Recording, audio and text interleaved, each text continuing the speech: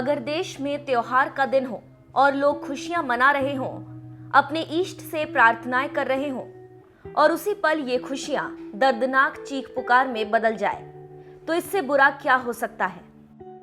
मगर आज जब पूरा विश्व ईस्टर संडे सेलिब्रेट कर रहा था, तो उसी वक्त शांति प्रिय भगवान बुद्ध की धरती श्रीलंका में एक के बाद एक 8 धमाके हुए, जिसके बाद उठी दर्दनाक चीख ने शांति को सन्नाटे में तब्दील कर दिया।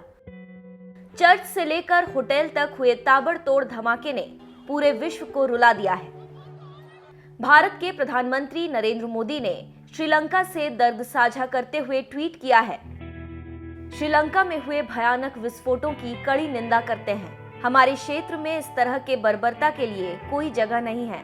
भारत श्रीलंका के लोगों के साथ एकजुटता के साथ खड़ा है।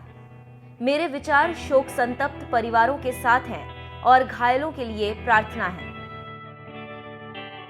पीएम मोदी ने राजस्थान रैली में भी सबसे पहले श्रीलंका हमले में जान गंवाने वालों को श्रद्धांजलि दी। उसके बाद चुनावी भाषण दिया। आज श्रीलंका में जो कुछ भी हुआ है, श्रीलंका वासियों के प्रति भारत पूरी मजबूती के साथ खड़ा है। ऐसी संकट की घड़ी में भारत श्रीलंका की जो भी मदद कर सकता है, हर मदद के लिए तैयार है। इस संकट की घड़ी में, इस पवित्र अवसर पर भगवान में लीन लोगों ने अपने स्वजन खोए हैं, उनके प्रति भी, उनके परिवारजनों के प्रति मैं मेरी संवेदनाएं प्रकट करता हूं।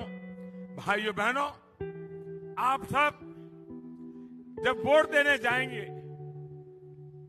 कमल के निशान पर बटन दबाएंगे, तो मन में ये भी तय करिए कि आप बटन दबा रहे हैं आतंकवाद को खत्म करने के लिए।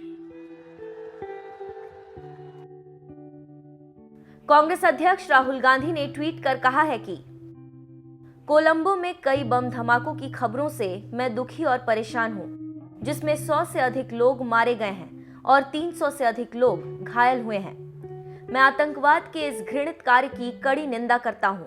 पीड़ित परिवारों के प्रति मेरी संवेदना है। घायलों के जल्द स्वस्थ होने की कामना करता हूं। AIMIM चीफ असदुद्दीन ओवैसी ने ट्वीट कर दुख जताया और लिखा, श्रीलंका बम धमाके में अपनों को खोने वाले परिजनों के प्रति मेरी संवेदना है।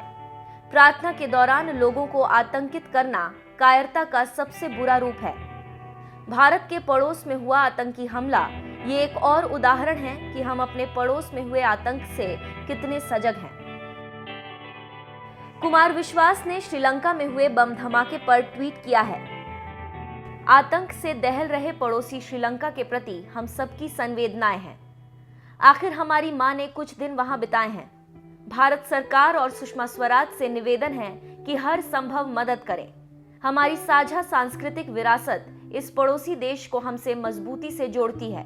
ईश्वर हमारे मित्र देश को बल दे। पाकिस्तान के पीएम इमरान खान ने भी ट्वीट कर श्रीलंका हमले पर दुख जताया है और कहा है कि ईस्टर रविवार को श्रीलंका में हुए भयानक आतंकवादी हमले की कड़ी निंदा करते हैं, जिसमें कई लोगों ने कीमती जान गंवाई और सैकड़ों लोग घायल हुए हैं। हमारे श्रीलंका भाइयों के लिए मेरी गहरी संवेदनाएं हैं।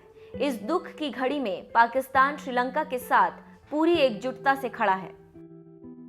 अमेरिकी राष्ट्रपति डोनाल्ड ट्रंप ने ट्वीट कर कहा है, चर्च और होटलों में हुए भयानक आतंकवादी हमले पर अमेरिका की जनता की ओर से श्रीलंका के लोगों के लिए गहरी संवेदना, जिसमें 138 से ज्यादा लोगों की जान चली गई, 600 से ज्यादा घायल हो गए। हम मदद के लिए तैयार हैं। आपको बता दें, अब तक हुए 8 बम धमाकों में मरने वालों की संख्या 160 से ज्यादा हो गई है और घायलों की संख्या 300 पार है। गृह युद्ध के अंत के बाद से ये सबसे बड़ा खून खराबा वाला दिन रहा। इस दर्दनाक हमले की अब तक किसी आतंकी संगठन ने जिम्मेदारी नहीं ली है।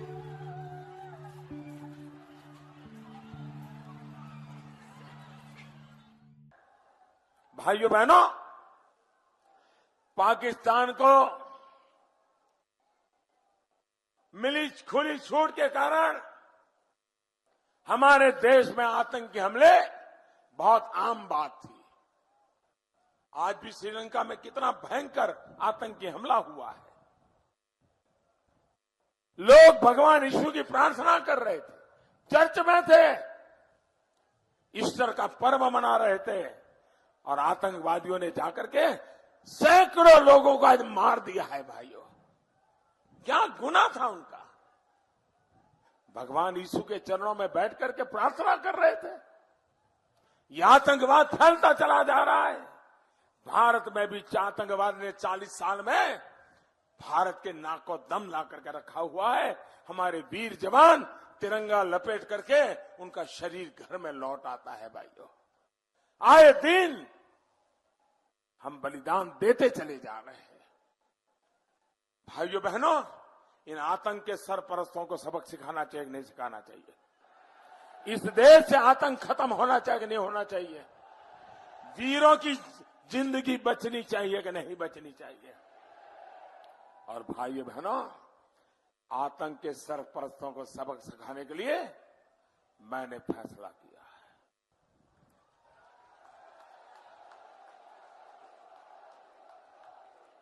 उनके घर में घुस करके मारता हूं।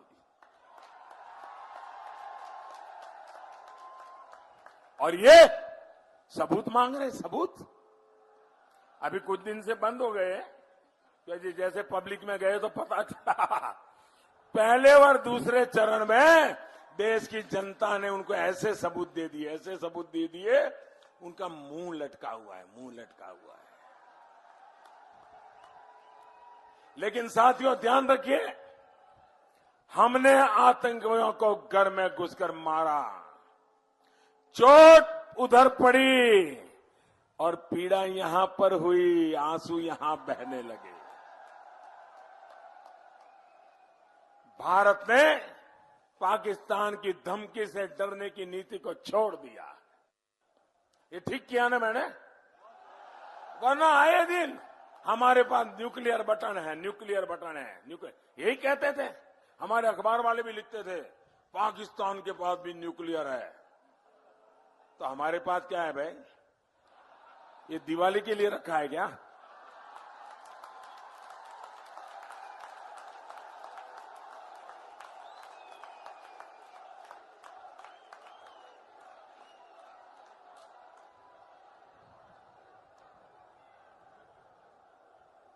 ये क्या तरीका है?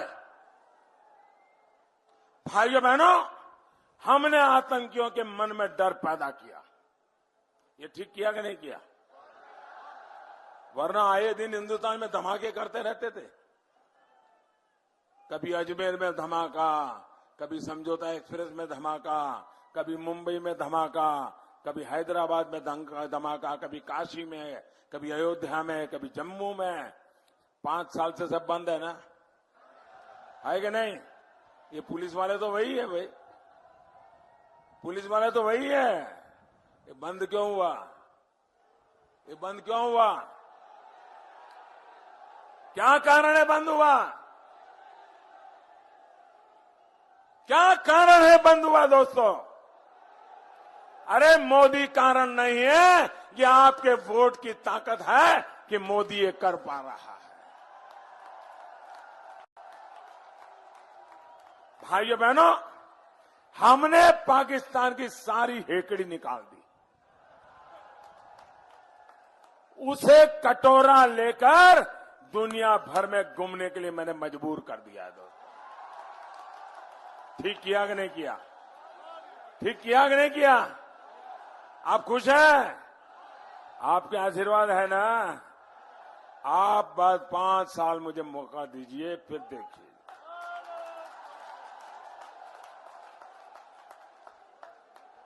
आपको लगता है ठीक किया, लेकिन कांग्रेस और उसके महामिलावटी लोग हैं, उनको लगता है ठीक नहीं किया। उनका कहना है आतंकवाद, राष्ट्र की रक्षा ये मुद्दा ही नहीं है। अरे मेरे वीर बेटे तिरंगा लपेट करके घर आ रहे हैं और तुम कह रहे हो मुद्दा नहीं है। कब तक? कब तक मैं देश के वीर बेटों को मरने दूंगा? ये मुद्दा है। कांग्रेस के नामदार कहते हैं कि मोदी को भारत के शौर्य की बात नहीं करनी चाहिए। क्यों भाई? तो क्या मैं यहां भजन मंडली चलाने आया हूं क्या?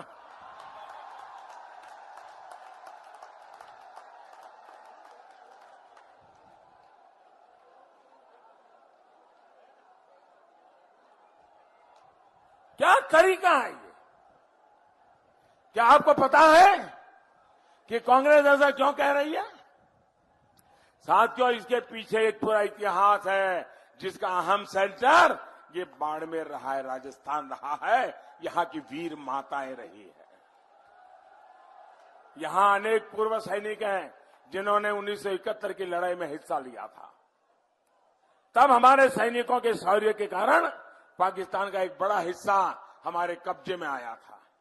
90,000 पाक सैनिक हमारे कब्जे में थे साहब। लेकिन उसके बदले में हमने शिमला में जाकर के क्या किया?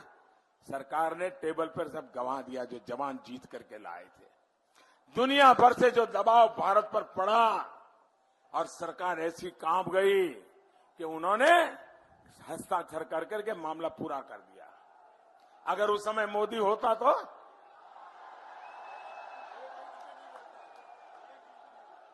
90,000 सैनिक भी वापस कर दिए और हमारी जमीन जो लाए थे जवान वो भी वापस कर दी।